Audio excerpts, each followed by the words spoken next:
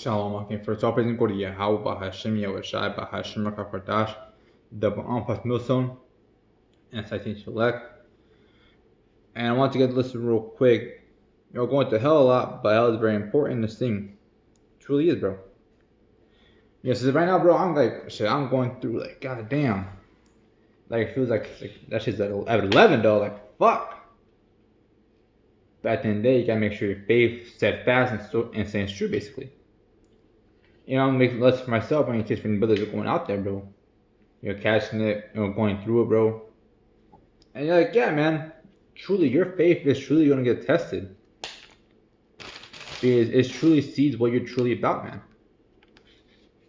You're like, yeah, every single brother, catch this out, right? Every single brother does, bro. And I bet you, and I can guarantee that every single brother out there, hey, they're like, fuck, man. No, the shit sucks. But do not think that your hell, the Lord seeing your hell and is doing nothing about it, basically. No, the Lord sees your hell. He's just like, all right, like, hey, he's standing faith, he's standing true to the faith, regardless, basically.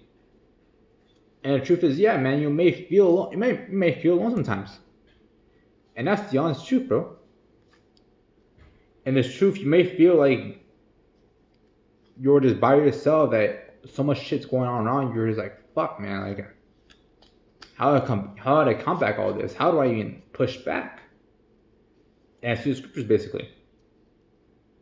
So that, hey, all the hell you're catching is for a reason, basically. Now this one real quick. This is Psalm 34 verse 19 reads, "Many are the afflictions of the righteous." So many are the afflictions, bro. You're gonna have many afflictions, man. But the Most High delivered him out of all of them. You'll be delivered all your afflictions, bro.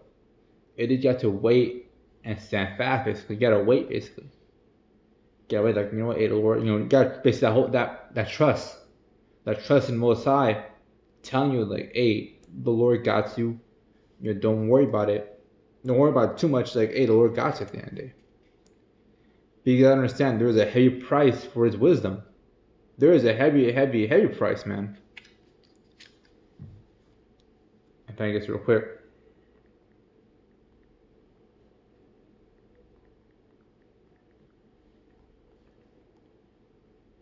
Try to find this real quick.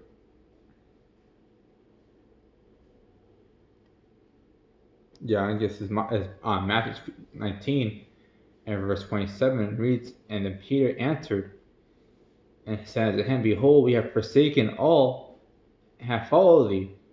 What shall we have therefore?" And you might be like, damn, like, you're basically forsaking all that we had. And honestly, you do forsake the world. You forsake the things in the world, bro. You do truly do. So like, half put in and half put out, because the Lord's going to basically really going to test men, bro. He's really going to test me, like, all right, are they really about this? Are they really about this, man? Is that going to put all of that heat up to 11 and saying, is this man truly and fully about this truth? If I can get that real quick. In Ecclesiastes 2, I'm sorry, verse 5, bro. Yeah, it's 2 verse 5. The whole chapter is pretty good. I'm going to get to the point real quick, and it reads, "For gold is tried in fire, and acceptable men in a furnace of adversity." So let's see. Let's look at it real quick. Yeah, how hot you have to basically dry gold to get to a liquid state to burn all the impurities out. Let me look it up.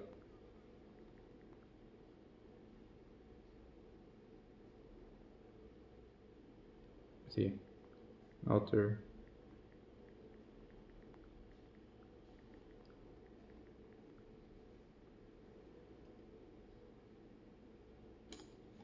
So yeah,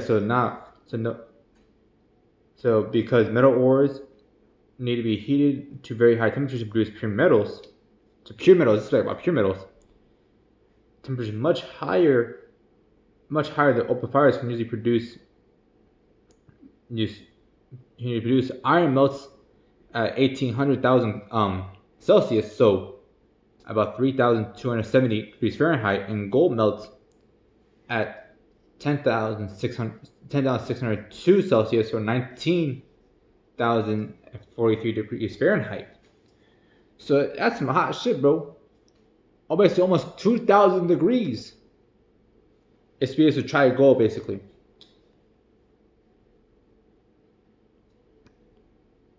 Basically, I need about 2,000 degrees, man. Basically, get that gold to a pure state. And settle the man in a furnace of adversity. So, in order to be accepted Most High, yeah, you gotta go through the furnace of adversity. You gotta be truly tested and rooted in this truth that basically that you won't budge, regardless of what happens. That you won't budge. And I was saying, man, it's not gonna be an easy way. It's not gonna be something that you just walk. This truth is not supposed to be that you walk in and walk out, basically. Not leisure stroll. No, it's not. You're gonna catch it. You're gonna get it. You truly are gonna get it, man. Because honestly, with the time we're coming right now to Jacob's trouble, hey, your faith has to be like truly rock hard in this thing. And when we do this is like, all right, well, let's test their faith. Let's test are they truly about it. Our test that regardless what hell, adversity, and all the other bullshit they're going through, they can still hold to this faith, man. Just look at Job. In fact, I'm gonna get that real quick.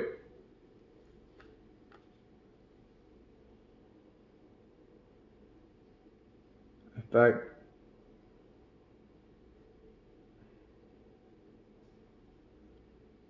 I'm just gonna count the things that Job went through real quick. So I'm gonna start at verse.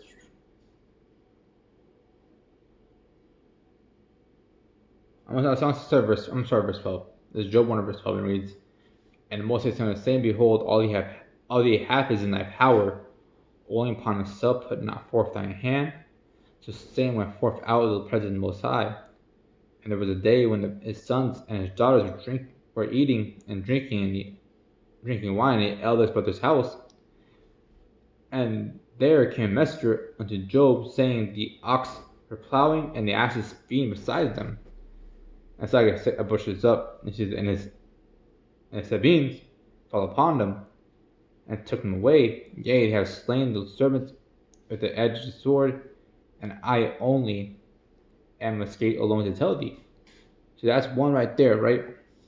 While he was yet speaking, there came also another, and said, the fire of Yahweh is fall upon from heaven, and have burnt up the sheep and the servants, and consumed them. And I only am escaped alone to tell thee. That's two right there. While he was yet speaking, there came another. Because there came also another, and said, the Chaldeans make out 3 bands, and fell upon the camels, and have carried them away. Yea, and the slain the Most High with the edge of the sword. I only am escaped alone to tell thee.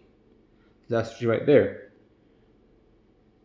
While he was speaking, there came also another, and said, thy sons and thy daughters were eating and drinking in the eldest brother's house, and behold, there came a great wind from the wilderness, and smote the 4 corners of the house, and fell upon the young men, and they are dead, and I only escape alone to tell thee. So that's 4 afflictions right there. It's back to back to back to back. You think Job wasn't feeling that shit? You think Job was able to like just go through it with a smile? But no, man. As I said, in fact, into the second chapter real quick. Verse 2 is Job 2 verse 1 reads, again at the end there was a day when the sons of Yahweh came to present themselves before the Most High. And Satan came also among them to present himself before the Most High. And the Most High said the same, from whence comest thou? And Satan answered and said, from going to and fro in the earth, and walking up and down in it. And Moses said, saying, hast thou considered my servant Job, that there is none like him in the earth, a perfect and upright man, one that feareth Yahweh and escheweth evil. and still hold fast his integrity, although thou movest me against him to destroy him without cause. So yeah, it said, yeah, man, look at my servant Job, like, regardless what, like, say, you may fucking push him to the, make him being push him, and you still hold your integrity. That's gotta be like that, man. And honestly, I'm not saying it's easy, bro. I'm not saying, oh yeah, man, walk it off, bro. It's not gonna be easy, man. The truth is not supposed to be easy, bro. It truly isn't. We're coming to major prophecies coming soon right now.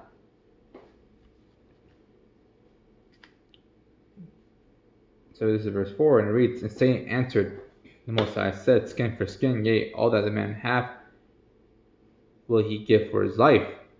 But put forth thy hand now, and touch his bone and his flesh, and he will curse thee to thy face, and will say, saying, behold, he is on hand now, but save his life.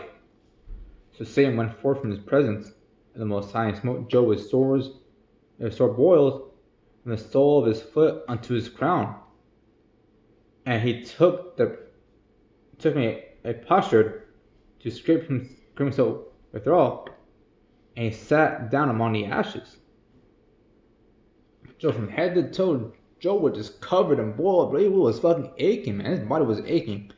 And this is all happening after his son died, after his riches are all gone, bro. His camel, his asses, man, they're all gone. Now he's all fucked up. In verse 9, then said his wife unto him, dost thou still retain thy integrity? Curse Yahweh and die. And said to her, thou speakest as one of the foolish women speaketh. What shall we receive good at the hand of Yahweh, and shall we receive evil? And all this did not Job stem his lips. So even then, bro, after everything, man, Job is going through this shit, bro. Job is catching it hard, bro. And yet, he still retained that integrity. And that's all you have to gotta be, man. Retain that integrity. That truly shows if you truly are truly about this. When you're first in adversity, when shit's going way too down for you, when shit's going super fucking south where you think you hit rock bottom, are you gonna what? Basically just quit? Are you gonna keep holding to this faith? And the best thing to do is keep holding to this faith, man. Because honestly, now you're like, regardless of what, you're in the most blessed position imaginable. You have the truth, man. Not a lot of people can say that you have the truth. Not saying that you're elect, but you've been called. And now here on out, you have a chance of salvation. Now there's a lot of people go to broadest gate and wide is the way. People are going to over there, and you're trying to fit that narrow path between the fire and the water. And it's gonna be a difficult one. Its truth is not supposed to be a cakewalk. It's supposed to be adversity over and over and over. Not saying it'll always be bad, man. But sometimes, it's gonna get bad. This Sirach 2 and verse 1, and it reads, come back to Sirach. This is a good chapter, man. See, my son, if thou come to serve the Most High, prepare thy soul for temptation. Set thy heart aright, and constantly endure, and make not haste in time of trouble. Say, set thy heart right, bro. Make not haste in time of trouble. Trust in the Most High, bro. Trust that the Lord got you at the end of the day. That's all we have at the end of the day is trust. Whatsoever is brought upon you, take cheerfully. Be patient when thou change to a low state. Be patient, man. Shit's not gonna happen super easy. Shit's not gonna happen super fast. Honestly, it's gonna suck for a while, bro. I'm not gonna front you that. It's gonna suck for a while, man. But that's part of the battle, honestly. Is life fucking sucks. Life sucks, bro. You're not supposed to like this life, bro. In fact, I can get that real quick.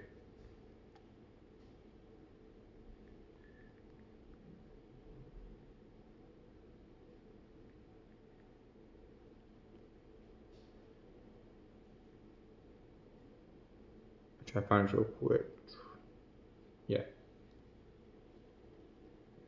This is Luke 14, verse 26. If any man come to me, hate not his father and mother and wife and children and brethren and sisters, yea, and his own life, he cannot be my disciple.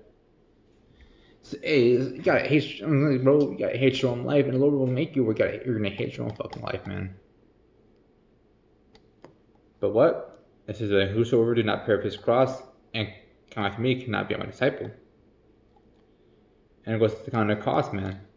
But truly, it's like there is a big cost and price for wisdom. There's a huge cost, bro, and price for wisdom. You're like, hey, might not be immediate, might not be happen 3-4 years, but hey, that toll has to pay. You'll be rewarded at the end of the day, but realize, hey, there's a toll for this for the truth, basically. There is.